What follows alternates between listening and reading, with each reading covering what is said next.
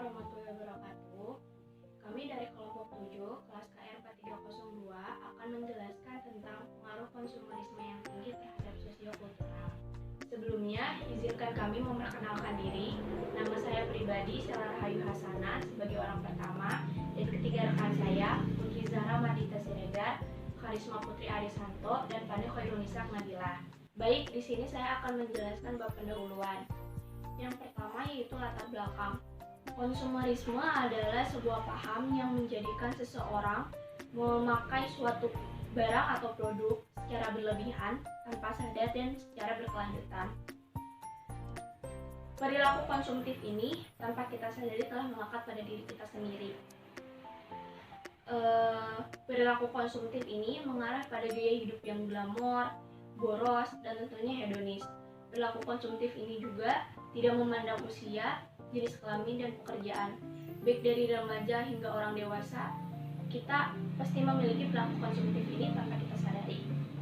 Budaya konsumerisme yang ada telah berdampak pada sosiokultural yang ada, di mana tidak semua masyarakat atau daerah dapat menerima hal ini. Adanya budaya konsumerisme ini memberikan kita manfaat baik dari sisi positif maupun negatif. Dari sisi positif kita dapat mengambil manfaat, yaitu yang pertama, membuka lapangan pekerjaan bagi orang lain. Di mana meningkatnya jumlah produksi, maka perusahaan akan membuka lapangan pekerjaan bagi orang lain. Yang kedua, kita akan termotivasi untuk selalu bekerja karena dari hasil bekerja tersebut kita dapat membeli suatu barang yang kita inginkan. Dan dari sisi negatifnya kita dapat mengambil manfaat. Yang pertama, tentunya kita akan semakin boros karena banyaknya pengeluaran yang tidak sebanding dengan pemasukan kita. Dan tentunya karena kita ingin membeli suatu barang yang sebenarnya belum tentu kita gunakan atau belum tentu berfungsi untuk saat ini atau untuk kedepannya. Dan yang kedua, adanya ketimpangan sosial. Di sini saya mengutip sebuah kutipan dari Yapi Tambayong pada tahun 2013, di mana beliau menyatakan di antara fenomena budaya yang tumbuh seiring dengan pergeseran paradigma masyarakat dari modernisasi kepada postmodernisasi adalah konsumer atau konsumerisme.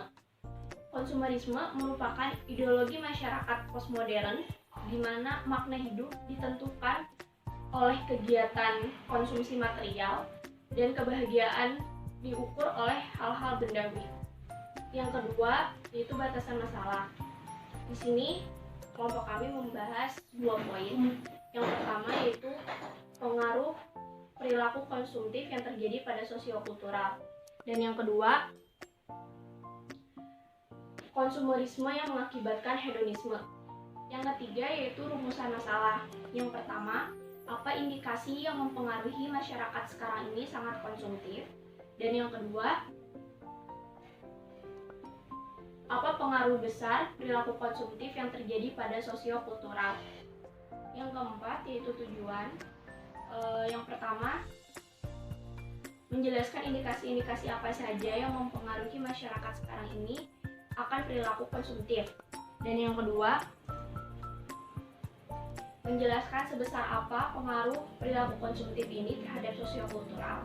Yang kelima yaitu metode penyusunan, di mana kami membuat karya tulis ilmiah ini secara metode deskriptif, yaitu membuat suatu deskripsi secara sistematis dan berdasarkan fakta-fakta yang terjadi pada masyarakat.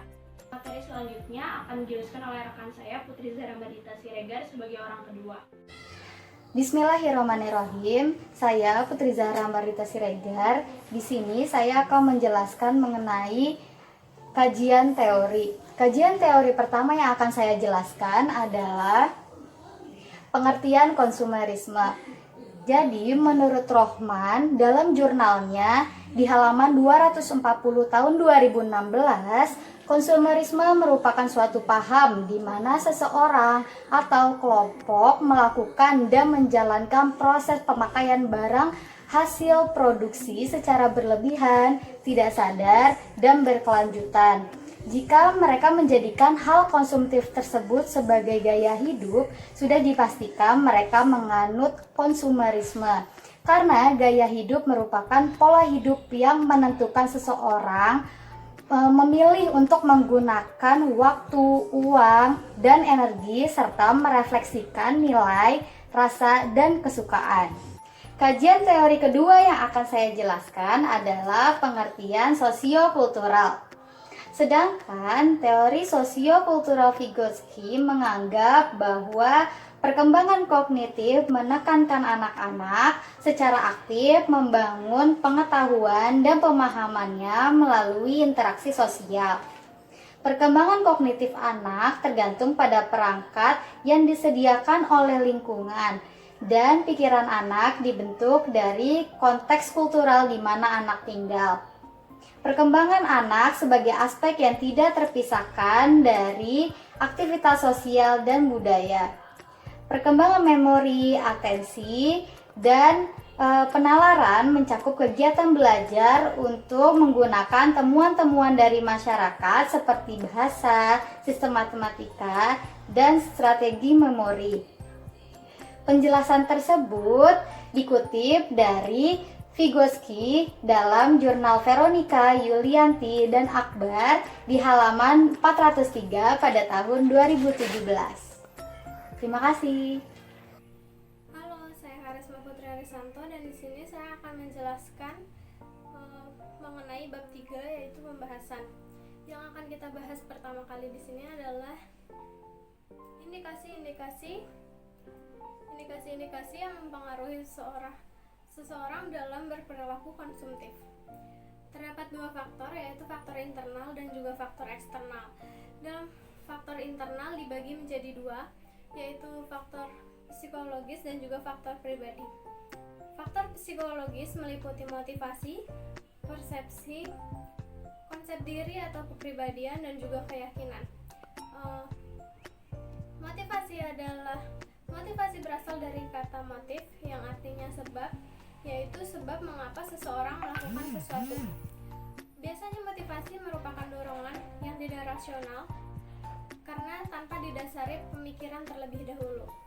Sedangkan yang kedua, persepsi. Persepsi sangat berhubungan erat dengan motivasi, tetapi persepsi merupakan proses pengamatan seseorang terhadap suatu produk sebelum menggunakannya.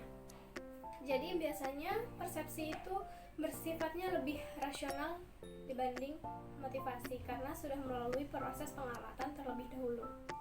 Lalu yang ketiga adalah konsep diri atau kepribadian. Itu merupakan cara seseorang memandang dirinya sehingga akan menimbulkan sifat atau pola hidup terhadap orang tersebut. Lalu yang keempat adalah keyakinan. Dapat berupa keyakinan dalam beragama ataupun keyakinan terhadap penjual. Keyakinan dalam beragama tentunya kita tahu bahwa setiap agama memiliki cara peribadatan yang berbeda-beda satu dengan yang lainnya, sehingga akan membutuhkan barang yang berbeda pula dalam melangsungkan peribadatannya. Lalu sedangkan keyakinan kepada penjual dapat dicontohkan ketika seorang individu sudah sangat mempercayai seorang penjual, maka ketika penjual tersebut mengeluarkan sebuah produk baru, individu tersebut akan berusaha untuk membeli produk yang dikeluarkan oleh penjual tersebut karena dia sudah sangat percaya bahwa produk yang dikeluarkan sang penjual tersebut merupakan produk yang baik, sehingga ada dorongan dalam dirinya yang menyebabkan ia ingin membeli produk tersebut. Jadi ini faktor internal. Lalu yang kedua ada faktor eksternal. Faktor eksternal di sini bisa berasal dari keluarga, kelompok pertemanan, kelas sosial, dan juga kebudayaan. Yang pertama, keluarga. Pandangan seseorang terhadap suatu produk, pandangan mengenai nilai modis suatu produk, atau pandangan terhadap barang atau jasa yang akan dikonsumsinya tak luput dari pengaruh keluarga. Karena karena keluarga merupakan orang-orang di sekitarnya yang selalu bersama dengan dia, sehingga sangat mempengaruhi dia dalam mengkonsumsi sesuatu, terutama orang tua. Jadi pendidikan dari orang tua juga sangat mempengaruhi seseorang dalam berperilaku konsumsi. Yang kedua, kelompok pertemanan. Dalam sebuah kelompok pertemanan tentunya ada diskusi mengenai suka atau tidak suka mengenai suatu produk atau jasa. Dan melalui diskusi tersebut tentunya akan mendorong seorang individu untuk mengkonsumsi barang atau jasa yang temannya suka, yang disukai oleh temannya. Jadi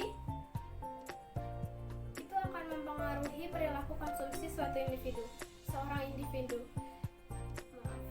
Lalu yang ketiga, kebudayaan. Tentunya kita tahu bahwa setiap budaya memiliki adat yang berbeda-beda, adat dan tradisi yang berbeda, sehingga akan mempengaruhi konsumsi seseorang terhadap suatu produk. Tentunya mari kita ambil contoh pernikahan.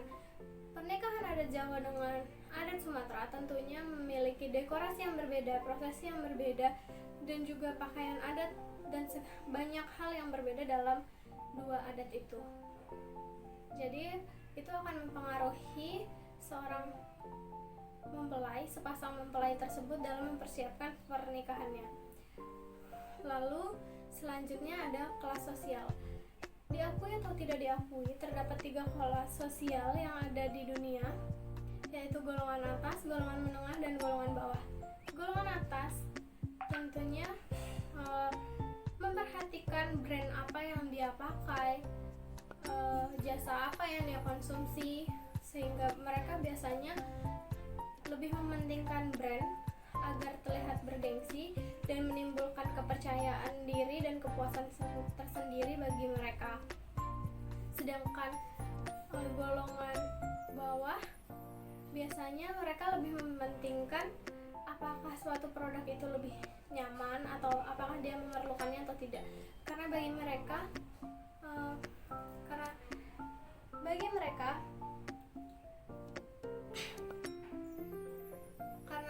mereka biasanya dapat memenuhi kebutuhan itu sudah cukup, tidak perlu mengikuti keinginannya. Lalu kita beralih ke pembahasan kedua, yaitu mengenai pengaruh perilaku konsumtif terhadap sosiokultural. Seperti yang kita ketahui bahwa perilaku konsumtif tentu sangat berpengaruh terhadap sosiokultural atau terhadap gaya hidup masyarakat di suatu daerah. Karena perilaku seseorang atau sekelompok masyarakat dalam mengonsumsi barang tentunya akan mempengaruhi masyarakat yang lainnya untuk turut mengkonsumsi barang tersebut, atau mempengaruhi masyarakat lainnya untuk melakukan hal yang sama. Sehingga dengan pendapatan, kebudayaan, dan juga selera yang berbeda, maka akan tercipta gaya hidup dan perilaku konsumsi yang berbeda antara masyarakat yang tinggal di kota metropolitan dengan yang tinggal di kota kecil atau pedesaan. Masyarakat yang tinggal di kota metropolitan akan lebih melek tren atau akan lebih mengenal tren dibandingkan masyarakat yang tinggal di kota kecil atau pedesaan. Sehingga masyarakat yang tinggal di kota metropolitan akan jauh lebih konsumtif dibandingkan masyarakat yang tinggal di pedesaan. Mari kita ambil contoh. Contohnya di sini ada di Bekasi. Di Bekasi, ketika seorang wanita membeli gaun yang indah dengan sebuah brand tertentu dan juga akan memasangkannya dengan sepatu hak tinggi yang juga dengan brand tertentu dan akan menimbulkan gengsi dan kepercayaan diri baginya. Lalu ketika teman-teman di sekitarnya melihat dan menganggap produk yang ia beli ini bagus, maka teman-temannya akan mengikuti membeli produk yang sama seperti ini. Jadi mereka akan memiliki produk yang tidak jauh berbeda, di daerah tersebut. Sedangkan di Madiun, seseorang akan lebih mementingkan kenyamanan dari suatu pakaian dan juga alas kaki yang nyaman untuk dikenakan di hari-harinya. Ketika orang di sekitarnya, masyarakat di sekitarnya melihat, mereka akan melakukan hal yang sama dengan orang yang dilakukan orang tersebut. Jadi mereka akan memiliki barang konsumsi yang sama, meskipun mungkin tidak semua masyarakat di sekitarnya itu akan melakukan hal yang sama persis. Maksud saya begini, ketika saya membeli sepasang baju dan juga alas kaki yang dengan brand tertentu, lalu teman-teman di sekitar saya akan mengikutinya, tidak mungkin mereka semua mengikuti. Mungkin saja mereka semua akan mengikuti apa yang saya kenakan, tapi mungkin tidak semuanya dapat mengikuti itu. Jadi mungkin saat saya membeli pakaian dan alas kaki, ada yang hanya membeli alas kakinya saja, atau ada yang membeli pakaiannya saja, dan semacam itu. Nah, jadi kesimpulannya adalah perilaku konsumtif sangat amat berpengaruh bagi sosiokultural. Jadi gaya hidup atau pola hidup di suatu masyarakat di suatu daerah itu sangat mempengaruhi satu dengan yang lain, dan masyarakat di kota metropolitan akan yang lebih mengenal tren itu akan menjadi lebih konsumtif dibanding masyarakat yang tinggal di pedesaan. Jadi sekian pembahasan dari saya, kurang lebihnya mohon dimaafkan. Sekian dan sampai jumpa di lain waktu. Saya Fanil Hairunisa Nabila dari KR 4302 kelompok 7. Saya sebagai orang keempat akan mempresentasikan materi bab 4, yaitu penutup. Penutup ini ada dua, yaitu simpulan dan saran. Yang pertama, simpulan. Simpulan dari materi kami ini dijabarkan menjadi dua. Yang pertama ialah indikasi berperilaku konsumtif. Apa aja sih faktor-faktor yang mempengaruhi masyarakat itu berperilaku konsumtif? Faktor-faktor tersebut berasal dari psikologis dan pribadi manusia itu sendiri, serta berasal dari lingkungan sekitar di mana ia dilahirkan dan dibesarkan, dan juga berasal dari kebudayaan dan kehidupan sosial masyarakat itu. Dan yang kedua, pengaruh berperilaku konsumtif. Apa aja sih dampak dari berperilaku konsumtif? Perilaku konsumtif ini berdampak sangat besar bagi masyarakat, karena perilaku ini membuat seseorang mengkonsumsi barang-barang yang sedang tren maupun brand-brand ternama secara berlebihan tanpa sadar dan berkelanjutan. Mereka membeli barang-barang tersebut bukan berdasarkan manfaatnya lagi, melainkan hanya untuk memenuhi keinginan mereka sendiri. Kemudian selanjutnya adalah saran. Saran yang dapat kami ambil dari materi kami ialah untuk seluruh masyarakat, khususnya kaum wanita, agar membiasakan diri untuk hidup hemat dan sederhana, tidak memaksakan diri untuk membeli barang-barang yang mewah yang sedang tren maupun brand-brand ternama. Serta untuk kaum wanita juga dihimbau untuk mengontrol diri dalam mengelola keuangan agar tidak membeli barang-barang secara berlebihan dan berkelanjutan. Selanjutnya, ini adalah daftar pustaka dari materi-materi kami. Dan sekian presentasi dari kelompok kami. Apabila teman-teman ada pertanyaan, kami persilakan. Pada Allah kami mohon ampun. Wabillahi taufiq wal hidayah. Wassalamualaikum warahmatullahi wabarakatuh.